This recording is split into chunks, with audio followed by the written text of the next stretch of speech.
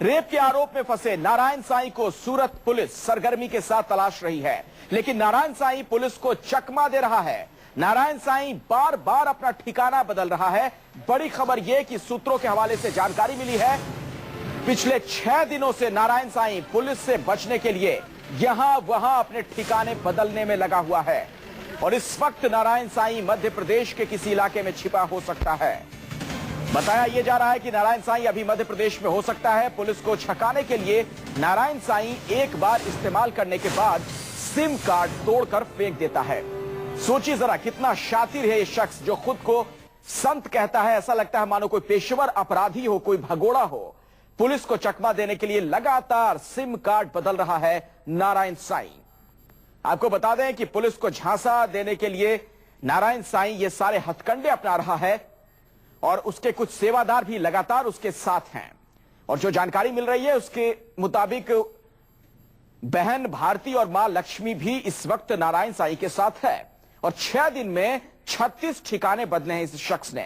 नारायण साईं जिसके खिलाफ रेप का मुकदमा दर्ज किया गया है। सूरत की 2 बहनों ने आरोप लगाया, बड़ी बहन ने आसाराम पर, छोटी बहन ने नारायण साईं पर, और तभी से नारायण साईं का कोई अता पता नहीं।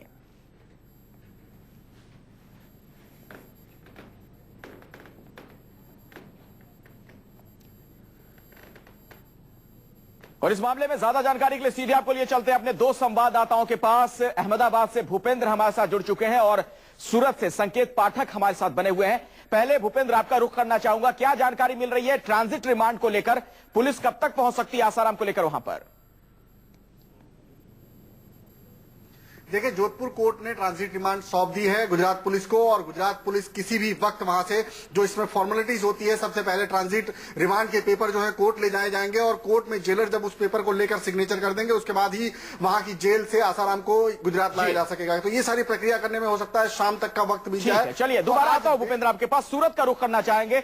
संकेत, बहुत चौंकाने वाली ये जानकारी है। ऐसा लग रहा है कि नारायण साईं कोई भगोड़ा हो, पेशेवर अपराधी हो। जिस तरीके से पुलिस को चकमा देने के लिए लगातार वो सिम कार्ड बदल रहा है और जो जानकारी मिली है पिछले 6 दिनों में 36 ठिकाने उसने बदले हैं। क्या कुछ और पता चल पा रहा है, जरा तफसील से बताएं। हाँ जी बिल्कुल अखिलेश, ये कोई नया नहीं है। इनके पहले भी इसके जो पिताजी हैं, इनके जो आसाराम बापू हैं, वो भी इसी तरीके से पुलिस को छकाते रहे हैं और अब नारायण साईं भी। बताया जा रहा है, अगर सूरत पुलिस के सूत्रों की मैं बात करूं तो पिछले 6 दिनों में सूरत पुलिस को 3 जो राज्य हैं वहां लोकेशन नारायण साईं और उनके परिवार की मिली है, जिनमें राजस्थान, मध्य प्रदेश और गुजरात।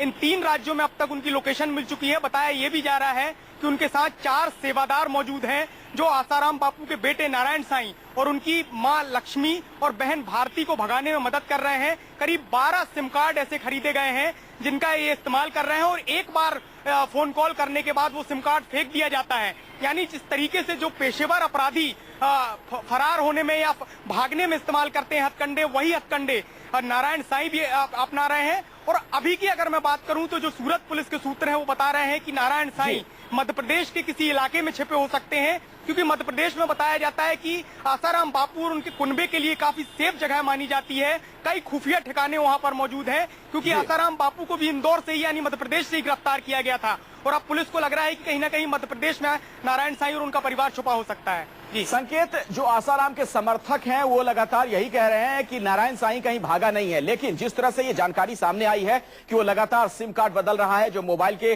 टावर के लोकेशन से उसे पता चल रहा है कि ठिकाने लगातार वो बदल रहा है, इससे तो ये जाहिर है कि भाग रहा है ये शख्स, पुलिस से चकमा देना चाह रहा है जांच एजेंसियों को।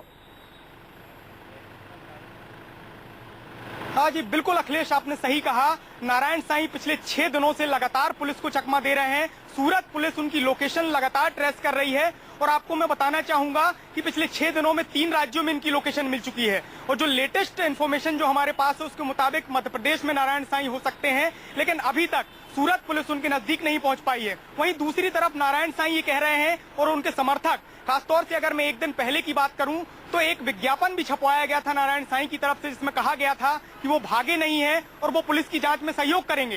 लेकिन जिस तरीके से वो लगातार ठिकाने बदल रहे हैं, उनका परिवार लगातार भाग रहा है, उससे ये बात तो साबित होती है कि एक पेशेवर अपराधी की तरह वो हथकंडे अपना रहे हैं और पुलिस से भागते फिर रहे हैं। संकेत जरा ये बताएं, सिम कार्ड आखिर कैसे ये शख्स बदल रहा है? एक बार बात करने के बाद क्या नारायण साईं सिम कार्ड को फेंक देता है, दूसरे सिम कार्ड को इस्तेमाल करता है और इसमें सहयोग उसके सेवादार जो हैं साथ में वो कर रहे होंगे? क्या जानकारी और मिल पाई है?